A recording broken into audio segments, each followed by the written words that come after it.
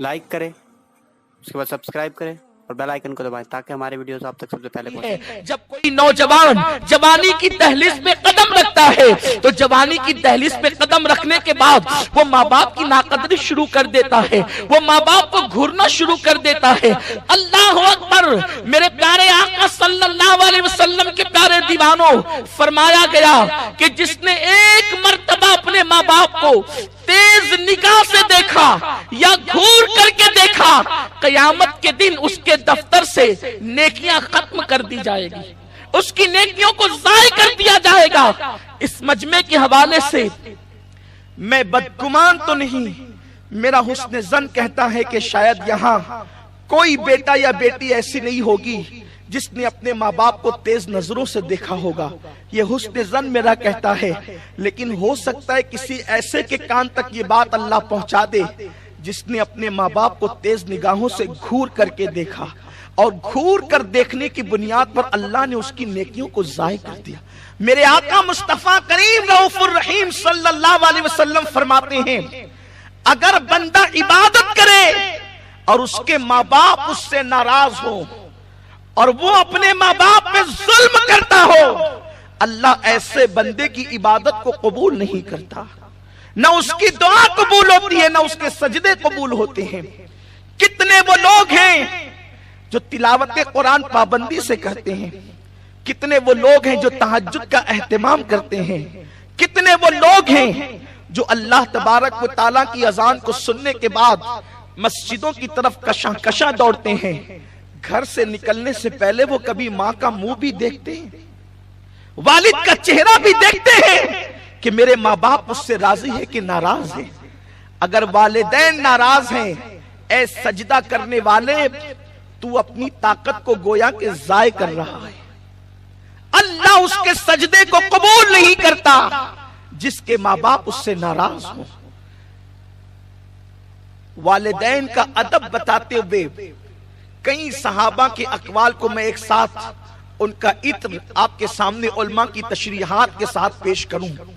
फरमाया गया, अगर माँ बाप पीछे चले और बेटा माँ बाप के आगे आगे चले तो ऐसा बेटा माँ बाप का फरमा बरदार नहीं बल्कि नाफरमान है।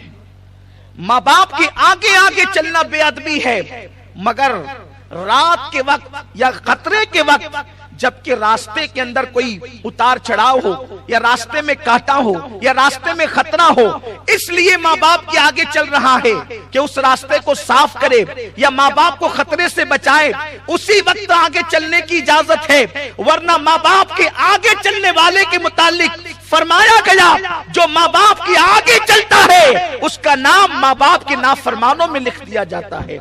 मैं आपसे पूछना चाहता हूं, मेरे प्यारे आका सल्लल्लाहु अलैहि वसल्लम के प्यारे दीवानों, आज हमने चंद चीजों पर इतनी तवज्जो दी, आज हमने इन चंद चीजों पर इतना जोर दिया, ये सारी चीजें गोया कि हमारी नई नस्ल भूल चुकी है, हमारी कौम के जवान भूल चुके हैं। मुझे बताओ, जब माँ बाप के आगे चलने की इजाजत नहीं दी गई तो वो नौजवान जो हर बात में अपनी राय को माँ बाप के आगे रखते हैं, हर मामले में अपनी राय को माँ बाप के सामने फौकियत देते हैं, उनकी गुफ्तगू को नहीं मानते, उनकी बातों को नजरअंदाज करते हैं। यहाँ तक कि इब्ने अब्बास फरमाते हैं, अगर नफल हज के लिए माँ बाप मना कर दे तो औलाद के लिए जायज नहीं है कि वो नफल हज करे, और माँ बाप को ये हक है कि वो अपनी औलाद को नफल इबादत से रोक सके।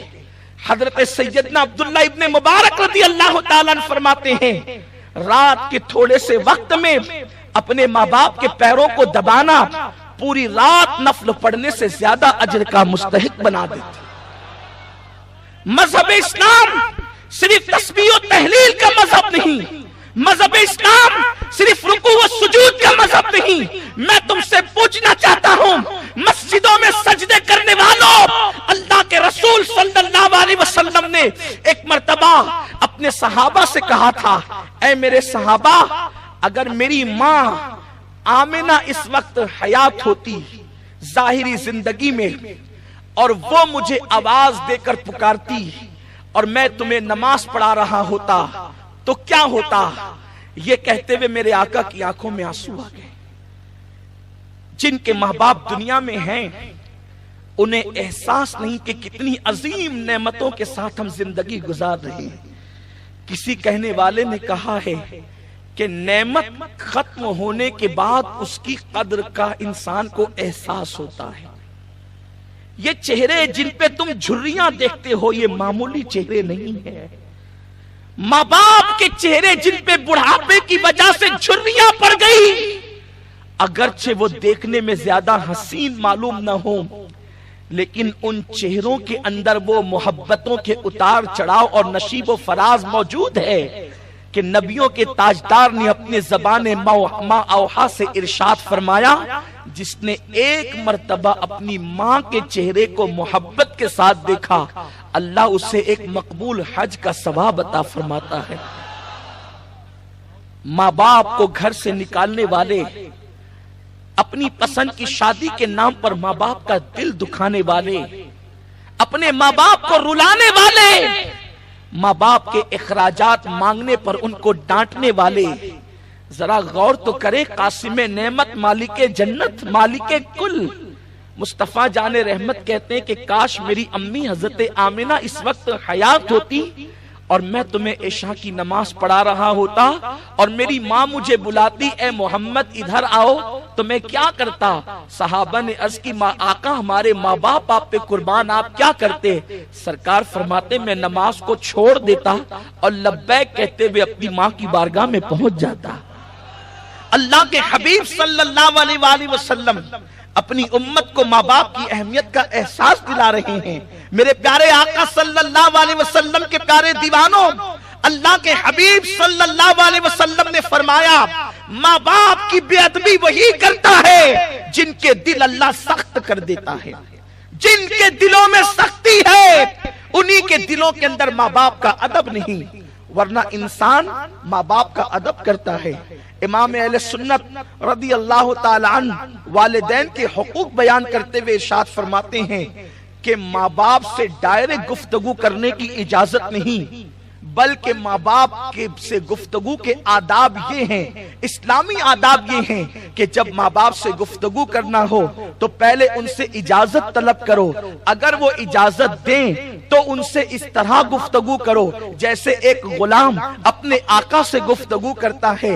آپ اندازہ کریں کیا اپنا انداز بھی یہ ہے؟ میرے پیارے آقا صلی اللہ علیہ وسلم کے پیارے دیوانوں، بڑی معذرت کے ساتھ ہم اپنے پیسے کہاں کہاں خرچ کرتے ہیں، مگر یاد رکھیں ماں باپ پہ خرچ کرنے پر اللہ جو ثواب عطا فرماتا ہے نہ وہ مسجد کے بنانے پر عطا کرتا ہے، نہ مدرسے پہ چندہ دینے پہ وہ ثواب ملتا ہے، نہ اللہ اکبر کسی جگہ اور نیک کاموں میں آپ کہیں خرچ کریں، ماں باپ پہ خرچ کرنے پر جو ثواب ملتا ہے وہ ثواب کہیں نہیں ملتا۔ بڑی معذرت کے ساتھ ہم ماں باپ کو اہمیت ہی نہیں دیتے۔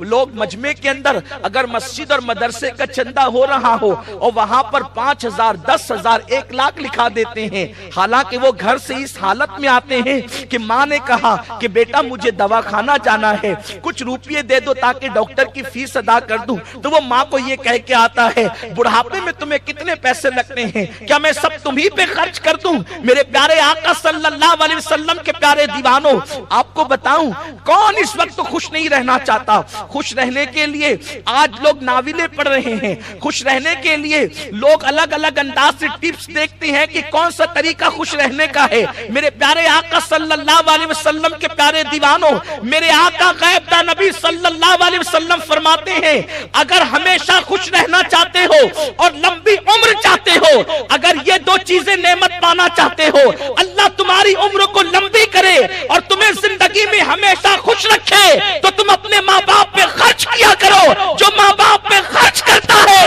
اللہ اسے دنیا اور آخرت کے غموں سے نجات عطا کرتا ہے اور اس کی عمر کو اللہ طویل فرما دیتا ہے۔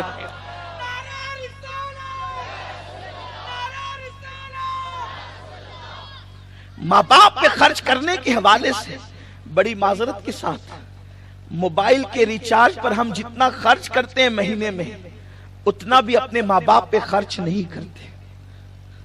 دوستوں پر جتنا خرچ کرتے ہیں، اللہ کے حبیب صلی اللہ علیہ وآلہ وسلم نے فرمایا قیامت کی نشانیوں میں سے ایک نشانی یہ ہے کہ انسان اپنے ماں باپ پہ خرچ کرنے میں بار محسوس کرے گا اور دوستوں پہ خرچ کرنے میں کشادگی محسوس کرے گا. دوستوں کے ساتھ پارٹی کے لیے گیا، ہزاروں روپے خرچ کر دیا، اور ماں باپ کو سینکڑوں دینے کے لیے اس کی طبیعت پر ایک بوجھ سا محسوس ہوتا ہے. یہ قیامت کی نشانیوں میں سے ایک نشانی ہے. بہت سارے اقوال ہیں، لیکن بہت گفتگو کو طویل کرنے کی بجائے بس 2 باتیں کر کے اپنی گفتگو کو سمیٹنا چاہتا ہوں. زندگی میں کبھی اپنے والدین کی بد دعا نہیں لینا، دعا لینا. انہیں کبھی نہیں رلانا، کیونکہ رلانے والا جس نے ماں باپ کو رلایا، دکھی کیا، وہ ہمیشہ کے لیے اللہ کی رحمت سے محروم کر دیا جاتا ہے. اس کے لیے محرومی لکھ دی جاتی ہے. کبھی ماں باپ کو نہ رلانا. لوگ ماں باپ کو بہت ستا رہے ہیں.